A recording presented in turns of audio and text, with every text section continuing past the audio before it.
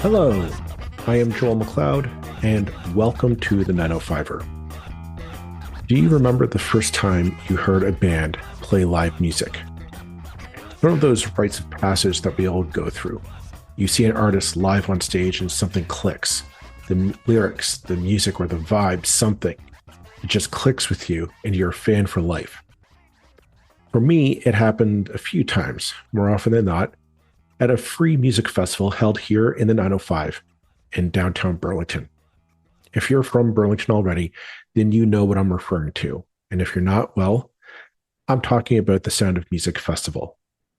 We've talked about the festival before on the podcast, and I'll have a link to that episode in the show notes.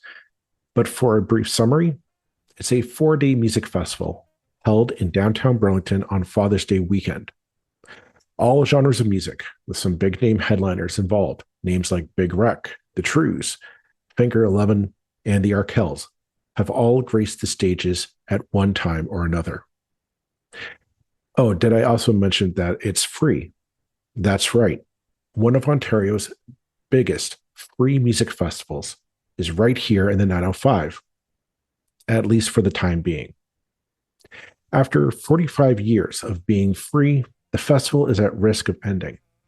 Despite budget cutbacks, rising costs are straining the festival to the point that this summer's event may be its last.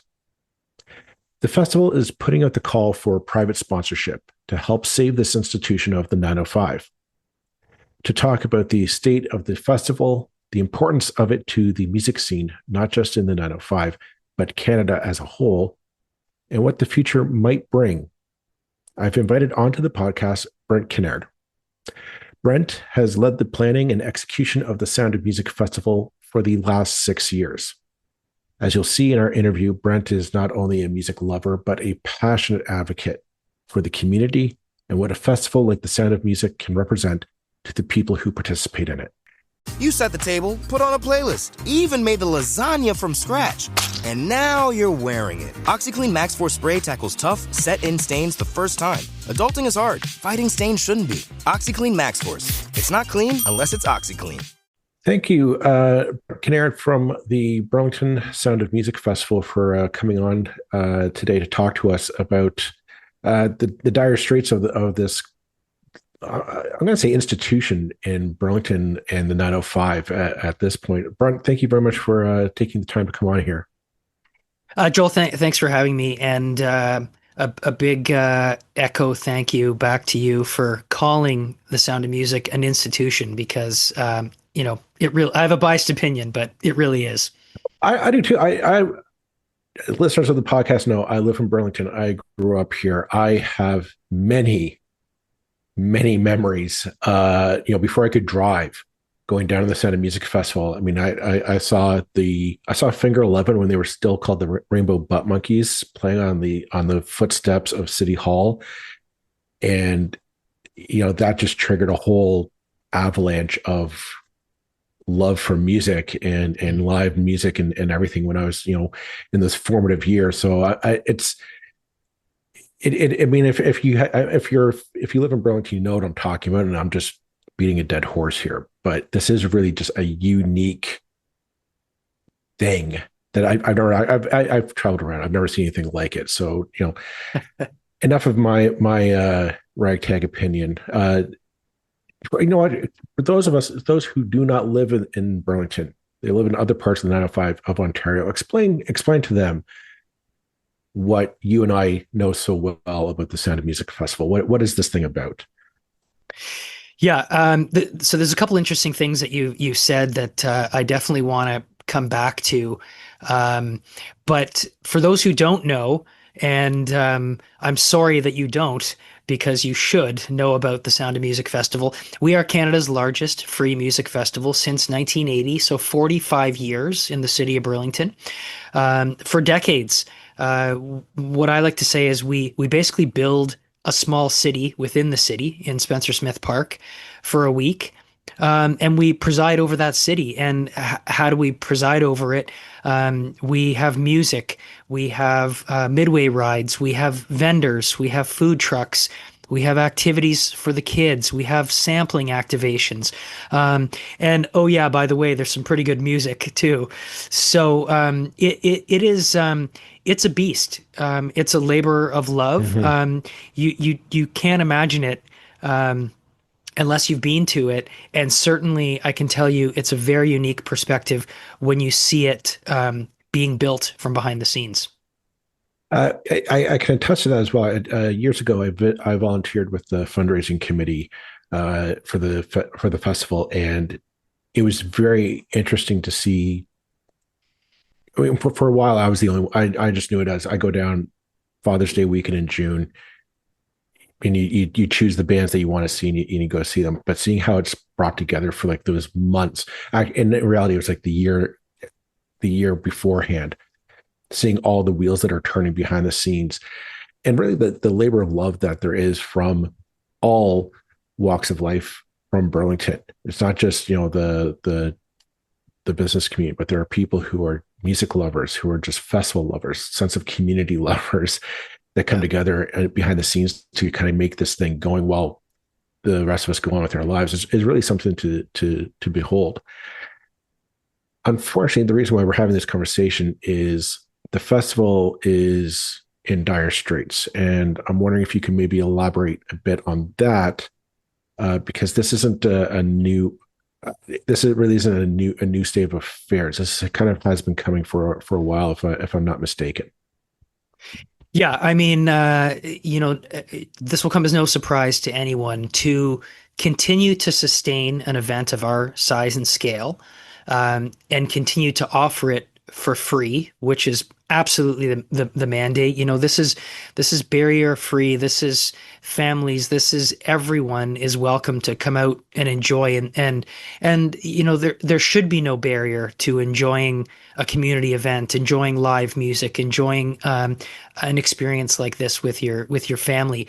And so, when you look at it from a size and scale and what we build, and you look at it from a ongoing challenge perspective, we're firing on all cylinders except one.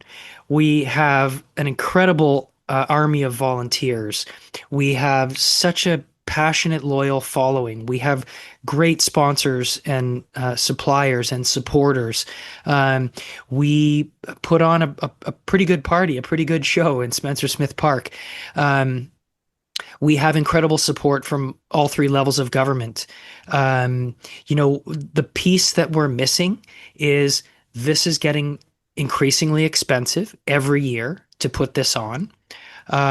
We have done everything in our power to manage the expense side of the equation, and I think we do a pretty good job. And when I say we, I'm not talking about me. I'm not even talking about just the current regime. There's years of history here with this event where people have done their very best for what we do at Sound of Music. And the stark reality is things are getting more expensive. Costs are going up. Government grant funding is on the decline. Sponsorship sales are becoming increasingly more challenging. There's a lot of competition from other events. And finding new sources of revenue on site. Yeah, we have a couple of great beer gardens. We have a VIP area that does pretty well, but it's unfortunately not enough. The reality of the situation is the Sound of Music costs in excess of $1 million to put on every year. And finding the revenues to balance that out has been a challenge that is not new. You pointed it out off the top. It's not a new problem, sadly, but we continue to make it do and make it work every year. But we're reaching that breaking point, and that breaking point to sustain what we do on the size and scale that we do it, and keep it free and accessible for everyone, is now, frankly, a near impossibility. I can remember, the attractions that you're bringing in, the bands that you're bringing in. I remember seeing like the Arkells just before they kind of crested and became the Arkells. but I remember seeing them, and the hometown boys, Finger 11, will come back and they'll play every now and again. Like you're not getting like no name acts. Like these are real acts. These are artists. I'm just wondering how. The question I think for most people is like, how do you do it? How do you scope out those acts, kind of on the cusp of greatness? Reach out to them, and then because I figured they're not going to play for free. They're not going to, they're not.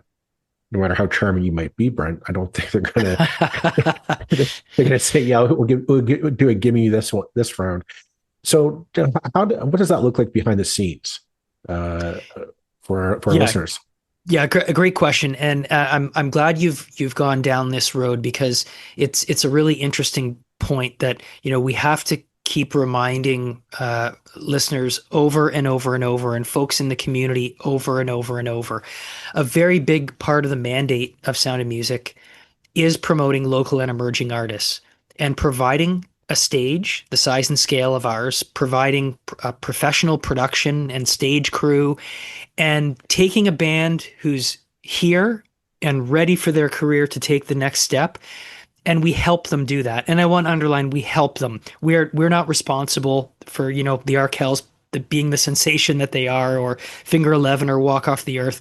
In no way am I taking credit for, their successful career. Mm-hmm. But what I am saying is we've played a part in that. We have had a role to play in propelling artists to the next level of their career. And we continue to do that with our Battle of the Bands competition, our local stage, with our partner, our current presenting sponsor is the Burlington Performing Arts Center. We had a dedicated stage the last 2 years outside of that venue, with the entire lineup programmed, all local artists, all Hamilton and Burlington artists. So that's a really important point to make. But back to your overall question about, how we go about this. There's some interesting little nuances in the business. There's terminology, used like routing and radiuses and other clauses and that sort of thing. And what all of this means is, it's a negotiation. What bands are available, what bands are touring, what bands might be routing coming, through the area in Southern Ontario, maybe playing a show in Oshawa or Toronto or up in London. And, is there an opportunity to stitch some things together and have them make one of their stops along the way at Sound of Music? So we start by sort of looking, at who's out there, who might be on the road, who might be putting a tour together. Maybe there are some dates in our area that have already been announced. And is there an opportunity to get them to make a stop here? We also look at, making sure that we continue to diversify the lineup in genre and in every other way. And so we sort of start with headliners. Here's our wish list. Here's who we'd love to get. Here's who's available and is a real possibility. And once we get those headliners locked in, then we start to build the lineup, down from there. And we love the theme nights too, having some retro 80s stuff is super fun. Having classic rock, of course, great stuff. The 90s alt, some country in there as well. I'm very thankful you didn't throw the 90s into classic rock there, because that might have killed this interview right then and there. No, I said you can see Eddie Van Halen over my shoulder here, so there you go. It's a very different genre, that's for sure. No, and also looking at what else responsibly should we be looking at? What's important to make sure that there's something for everyone. So, jazz and blues and roots and folk. We haven't done a lot of those genres. But we're slowly working our way into rounding out the lineup with some more of that. So, long-winded answer, I apologize, but it really does start with kind of who's a good fit, who's available, right? Who do we think, and then the pieces start to come together. And about how far in advance are you doing this legwork? We'll start usually in September, October with Mhm. some initial conversations around, what our vision is and start doing some of that research, on some of the things that I mentioned. And then usually by around Christmas time, we've got some early pieces, and usually the top end of the lineup is starting to take shape from there. And I mean, and you're filling spots for, Thursday, Friday, Saturday, Sunday. It's just 4 days that you're filling spots for. So it's not like eh, I think like I grew up in the '90s, so we had music festivals like every other week, and it felt like around the area, but it'd just be the one day, 1 or 2 days. But you're talking 4 days Yeah. of performance. Um, And 3 stages, four and days and 3 stages. right, Yeah. all around the downtown core of Burlington. So understandably, that takes a lot of money, a lot of resources to put together. Um, what's the state of the festival right now? Then, uh, as you're seeing it coming off the most recent one. Well, I go from smiling and talking about happy stuff, and here comes the doom and gloom. The reality is it's been a bit of a slow burn over the last few years, with resources starting to dwindle a little at a time, and up against post-COVID era and the rising costs of everything. So this is not a new problem. It's been something that we've seen coming. It's been something that we've tried to stave off, as best as we could over the last, few years. But the reality is, I hate to, push the dramatic, but it's it's the reality too, and that is, it is entirely possible that we may well have seen the last Sound of Music this past June. We are in a position, right now today, where unless we have an injection of support, it is very sadly probably the end. And you have no idea how much it pains me to say that. Mm. I saw some of our amazing volunteers actually just earlier today at another community event. And, it was great to see. There was probably 8 or 10 of them there.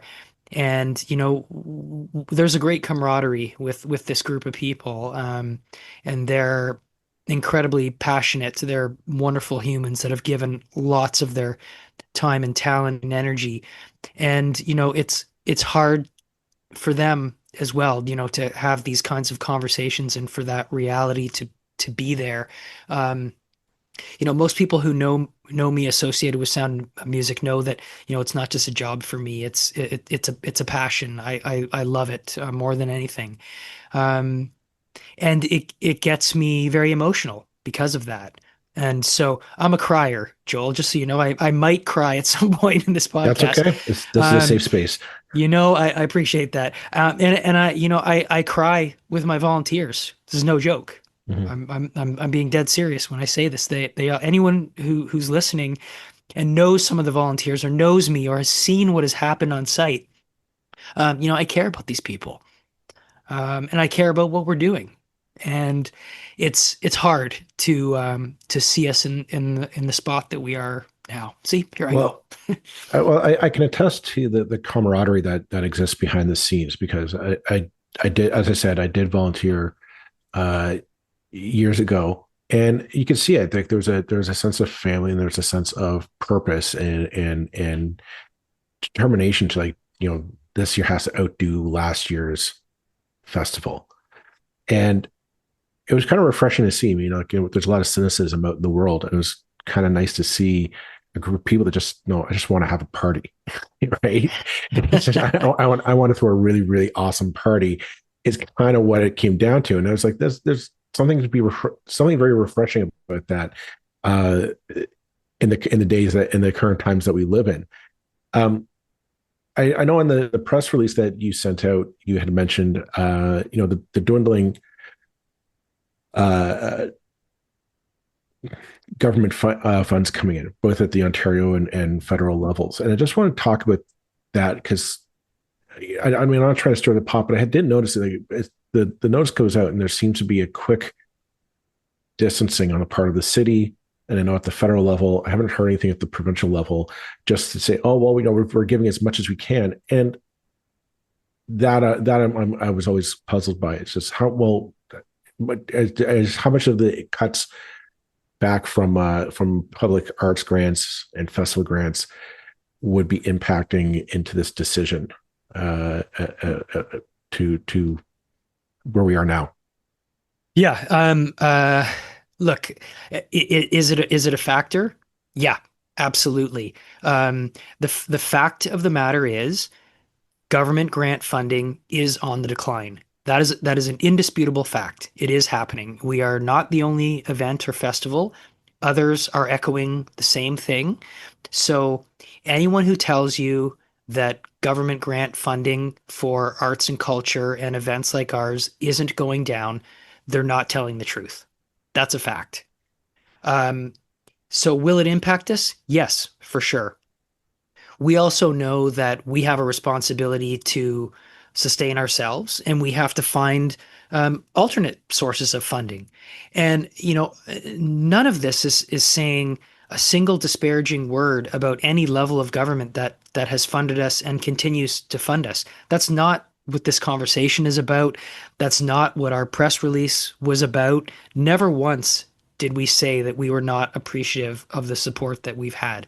What we're saying is the reality in today's world of doing what we do, it's not possible to do it at the current levels that we are being funded. It simply takes more. It's more expensive to run it than what it was last year and the year before, Mm-hmm. and so on and so forth. So, firstly, I really need to say and clarify, is there any disregard or disrespect for any of the levels of government in this conversation? Absolutely not. They have been amazing partners. They have supported us in many, many ways, and we have always been grateful for that. What we are saying is we're at a place in time now, finally, where the tree limb is cracked and it's almost broken. The levels of funding that we receive from all three levels of government cover a decent amount of our budget, but we need to find more resources and more funding. And we know if the government is maxed at this is what they're able to provide, or these are the funds that are out there. Obviously, there has to be caps and ceilings on it. We all get that. If that's the case, where do we find the other resources that we need? This is not a case of we're just padding our blanket box, full of money behind the scenes. It's not there. We're saying what we're saying. We've come out how we have because we need to tell our story. And the story is our partners, our funders, our government agencies, all wonderful. But you put all of that together, it still is not enough to be able to present the festival that we present and everyone has come to know and love. So we need to find more corporate sponsors. We need to find donors in the community that believe in city building and believe in the arts and believe in tourism and putting Burlington on the map. We have a very strong story to tell of our economic impact. We bring visitors into the city. They spend money in hotels and B&Bs and restaurants and retail and on and on. So there's absolute economic uplift and impact in the city that is significant from Sound of Music, and we have the data to show that. We introduce people to the city, visitors for the first time. We incentivize them to come back. So, we're helping the city of Burlington to be prosperous and be a city that people look to and want to come to. We absolutely make a positive contribution to that. And so what we're saying is we need to find some additional resources and partners and support to help us continue to do what we've done, which is put on a great party, to your point, make some people feel good, and do it with, again, an incredible, passionate group of volunteers, many of whom call Burlington home. Love espresso, drip coffee, and cold brew? With the Ninja Luxe Cafe, if you can crave it, you can brew it. Espresso, balanced. Drip coffee, rich. Cold brew in a flash. With Barista Assist technology, you brew with no stress and no guesswork and make perfect silky microfoam hands-free from dairy or plant-based milks. Shop the Ninja Luxe Cafe at ninjakitchen.com. So right now, if there's somebody who heads up a business, a corporation right now who might be listening in on this, and their ears might be perked, but oh, what's this Sound of Music Festival all about? What is it that you're asking of them? What is your offer on the table, so to speak, to them to say, well, what did they get out of signing a big check over to you guys for next year's festival? Yeah, so a great question. We've never been write us a check, we'll slap your logo on a screen, and we're done. We'll call it a day. This is about building relationships. This is about cultivating partnerships that bring mutual value. So what we're asking is people that believe in community, people that have a passion for music and for the arts, people that want to support artists, people that understand the value of bringing people together in an event like this, the power of music, the power of a community-based event. As big as we are, we're still a little community-based thing at heart. That's what we are. And so all of those intangibles, we want to kind of pull on the hearts and minds of folks and say, yeah, this is important. We can't lose this. This can't die, for all of those reasons. But, from a pure sponsor relationship perspective, what we can offer is incredible name recognition.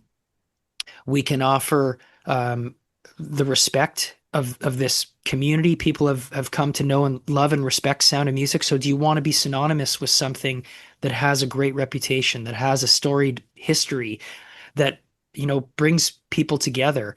And if you want to talk just pure economics and dollars and cents, we can put you as a sponsor, as a partner, in front of a huge audience, which is an opportunity that if your goal is to build business, we have an audience for you that is probably bigger than any other audience you can find. Well, I do want to touch upon that because each year it seems to be the numbers get put out after the event. We brought in so many people downtown. And what's the running average that you would say is how many hundreds of thousands of people you bring into the downtown core of Burlington for 4 days on Father's Day weekend? Yeah, so our estimate, and we have some scientific data to back this up, not the least of which we do some drone flying, and we can take pictures of the crowd and run it through a software program, and it basically estimates crowd size at a moment in time. So with that and some other tools, we estimate over the last 3 years, kind of the post-COVID festival years, something in the neighborhood of about 400,000 visits. So I really want to emphasize visits. It's not 400,000 people, because you may have the same people that are coming back multiple days, maybe all 4 days. So but 400,000 visits, how does that translate? Well, this past year, Saturday night, we had Big Rec as a headliner on the main stage, and our crowd estimates are between 12 and 15,000 people just watching Big Rec. That doesn't include the West Stage. We had Tebe on the West Stage on Saturday night. Doesn't include that crowd. Doesn't include the people in the Midway. Just watching Big Rec at the main stage, 12 to 15,000 people. We estimate that at the height of the festival, Friday, Saturday are the two biggest days attendance wise. That when we have a jam-packed park, there's something in the neighborhood of, at any one time, 50,000 people in the park. So if you want your brand to be in front of an audience, that is an audience that there's a segment that's reasonably affluent. There's a lot of families, a lot of families with young children. You think of the demographic targets that brands and companies are trying to reach. Hmm. We have it in the course of 4 days. You can be in front of tens of thousands of people. Not to mention, you'd have the PR credentials of being the savior of the Burlington Sound of Music Festival, which Yeah, that's not so that, bad, right? that's not such a bad thing to put on the website. I'll be Yeah. honest. Well, it's funny. I had a conversation with someone just this morning who was, pitching a potential idea of a brand and a possible sponsor that they might be able to connect us with, and they said, um, my pitch to them would be exactly as you've said. How would you like to contribute X, and you will be known as the company or one of a handful of companies that saved a 45-year tradition. Pretty Well, cool. that's the thing is, putting your name next. I think of I think my mind always goes back to the Arkells. The only reason why is I remember hearing their album, kind of their first album on the radio a bit, and it was just playing. I was like, oh, the Arkells are playing it there. So I'll go down, check them out, right? It's a free concert. I don't lose anything. And I like the one or two songs I heard. And I come down and I'm standing in the back, just, I'm one of those 400,000 heads in the crowd. And I'm blown away. Like, these guys are put on a show. It is just, and Max, Kerwin, the lead singer, says, like, this is the first time they've ever played to a crowd of that size. Before that, they were doing like clubs and concert venues, and they just, like, they blew me away. It was one of those things, like, I I became a fan in that moment. Like, Yeah. I'm sitting there watching the show, and I was like, okay, I'm on the bandwagon now. I'm a fan, and I have been a fan ever since. I went and bought a shirt that day, and it was fantastic. But Mhm. that's kind of what you have a chance to salvage. Like, there's a guy, I want to take my kids down. They're getting to the age now where they're starting to get into music and whatnot. And I'm just kind of like, what's the next big thing that's going to come through that's going to Yeah. make it, just wow them. Okay, I'm on this bandwagon. I'm this kind of fan. And I can't wait to find out what music my kids are into, that I'm just like, oh my gosh, that's the worst garbage ever. And back in my day, Yeah. we have real music, kids. Yeah. Uh, but I mean, that it is one of those festivals that is just really unique. Can you think of anything that is comparable to it in?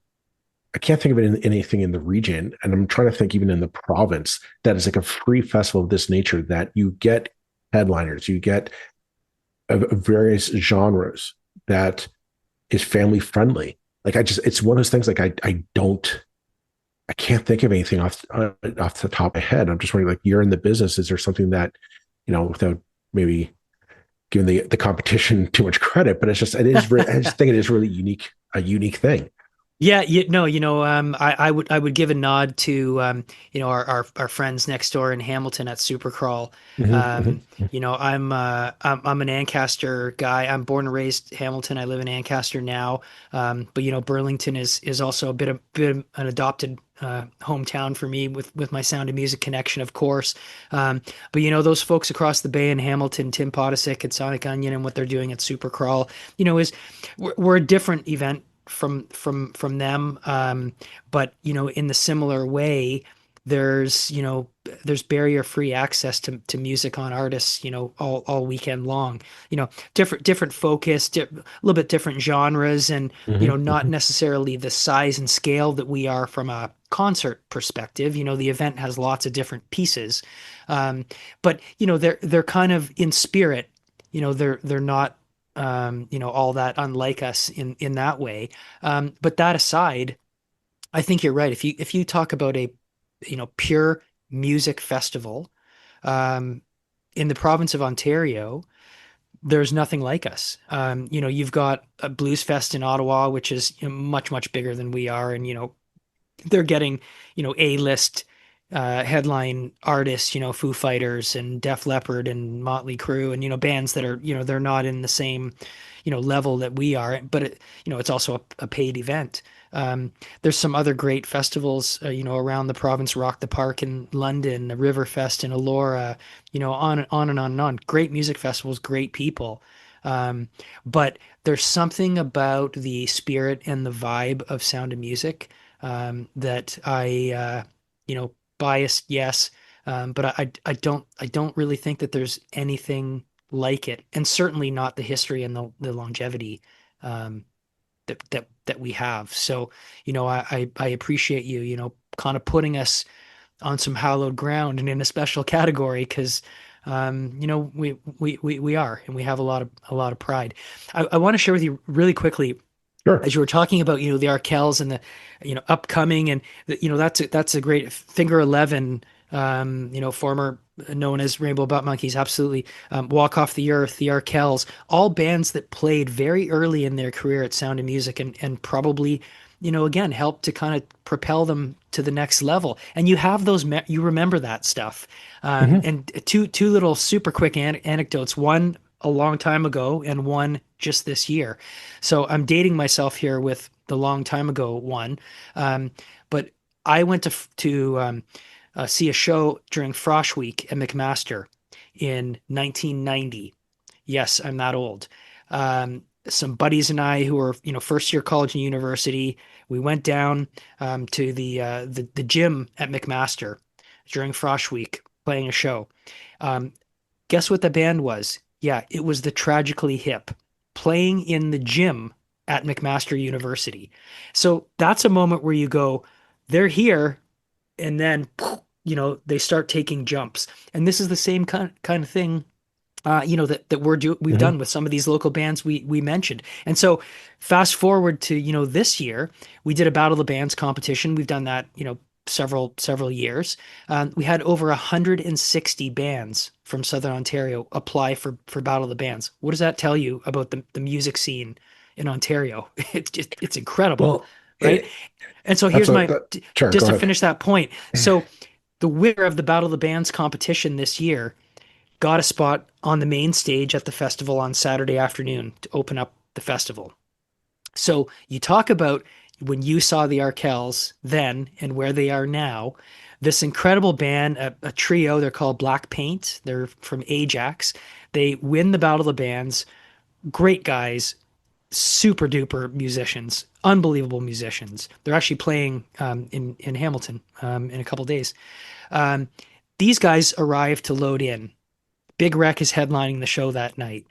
These three young dudes from Black Paint who play, bars around Toronto and Southern Ontario, they walk up on the main stage to load up their gear and get ready to play their show. And I can see in their eyes, they're like, whoa, like this is big.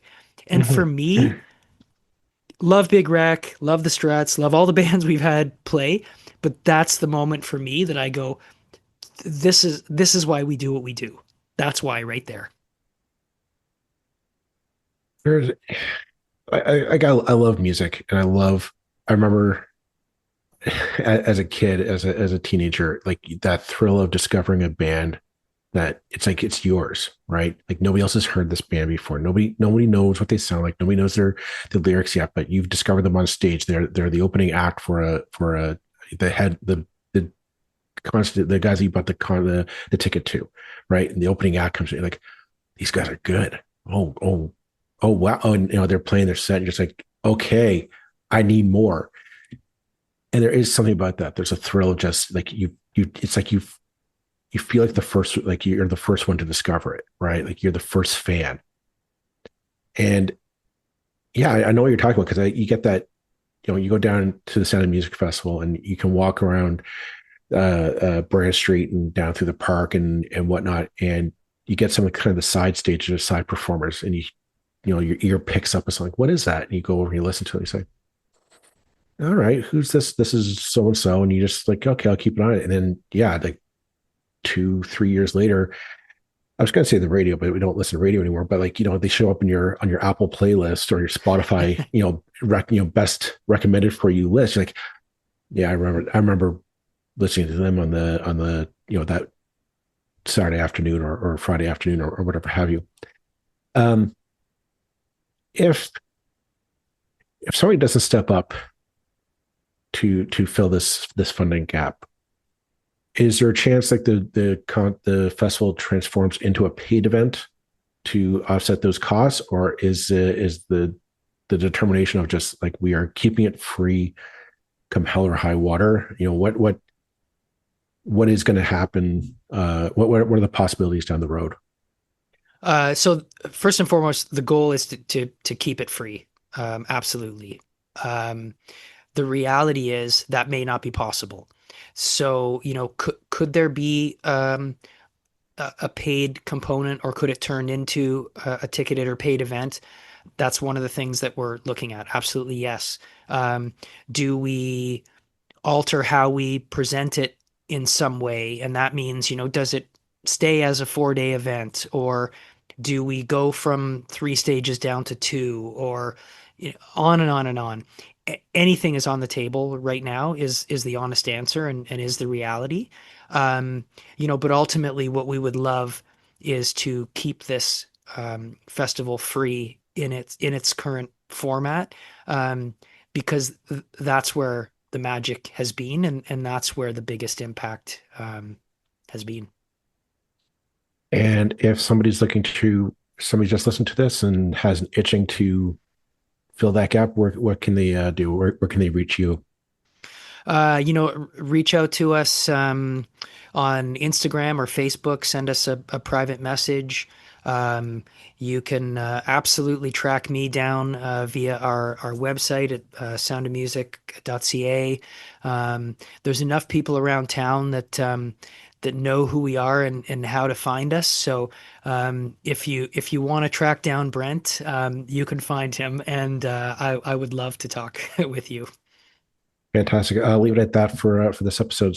Brent, thank you very much for taking the time to, well, I guess both of us just reminisce and go down memory lane for a bit, which was fun. And best of luck to you and the festival. And we hope that you are around for many, many years to come.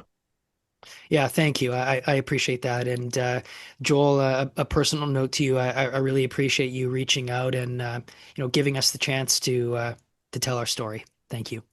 Thank you. I'm Jeff Woods, and I'm shining a light on music and the rock stars who make it. He just was one of those people, he stood out. He was a magic guy. He really was a magic guy. We all have faults. He had the same amount of faults as we all have. This was before Led Zeppelin. Robert was full on. I mean, he was Led Zeppelin without the band behind him. He had the hair, the jeans, the whole thing, and he was amazing. The Records and Rockstars podcast, heard around the world and yours to hear wherever you get podcasts. All the episodes from jeffwoodsradio.com. Hi, I'm Scotty Durrett, host of MomFlex, a podcast I started back in 2021. I'm on a mission to help moms like us rediscover our joy and reclaim our confidence as our kids grow up. Every week, I share my own wins, missteps, and big aha moments while I navigate this wild ride called motherhood without losing sight of who I am. If you're a modern mama who's ready to start living for herself, because that's actually the greatest gift you can give your kids, watch MomFlex on YouTube or listen to MomFlex on Apple Podcasts, Spotify, or your favorite podcast app.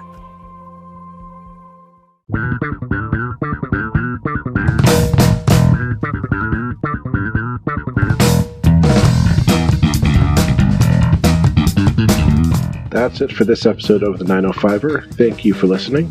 As always, you can send us your feedback, thoughts, and concerns or ideas for future episodes to our email, info@905er.ca. We love to hear from you. You can help us keep the 905er going by financially supporting us through Patreon as well as PayPal. Visit us at 905er.ca and click on the support tab. As well, links are in the show notes for your convenience. Lastly, you can find us on social media. Search for _905er on Facebook, Twitter, Instagram, and LinkedIn. So long for now. See you next time.